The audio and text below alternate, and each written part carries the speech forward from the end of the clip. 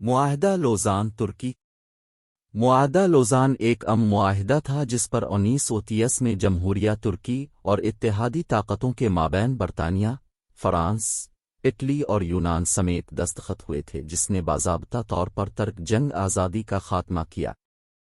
اس معاہدے نے ترکی کی جدید سرحدیں قائم کیں اور ملک کو ایک سیکولر، جمہوری قوم کی حیثیت سے بیان کیا۔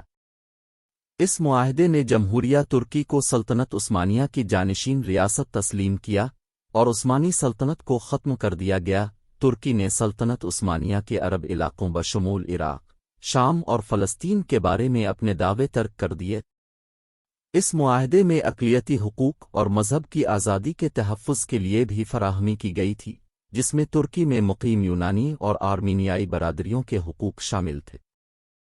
اس معاہدے کی سب سے اہم دفعات میں سے ایک یونان اور ترکی کے مابین آبادی کا تبادلہ تھا۔ اس شق کے تحت یونان کی مسلم آبادی کے ساتھ ترکی کی یونانی آرتھوڈوکس آبادی کا تبادلہ کیا جانا تھا۔ اس کے نتیجے میں لگ بھگ 20 لاکھ افراد کی جبری طور پر نقل مکانی ہوئی، اور یہ اندازہ لگایا گیا ہے کہ تبادلے کے دوران ان میں سے نصف افراد ہلاک ہو گئے۔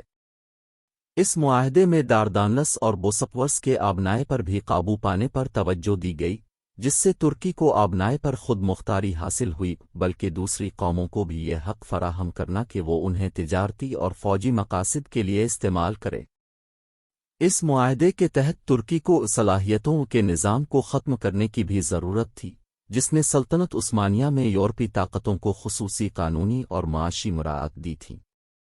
اس سے یورپی طاقتوں کے ساتھ ترکی کے تعلقات میں ایک اہم تبدیلی آئی اور ترکی کی یورپ کے ساتھ صف بندی کرنے کی روایتی خارجہ پالیسی سے اور زیادہ آزاد ہونے کی طرف ترکی کے حتمی اقدام کی نشاندہی کی گئی۔ موقف مجموعی طور پر معاہدہ لوزان نے جدید ریاست ترکی کی تشکیل، سلطنت عثمانیہ کو باضابطہ طور پر ختم کرنے اور قوم کی موجودہ سرحدوں کی تشکیل میں ایک اہم کردار ادا کیا۔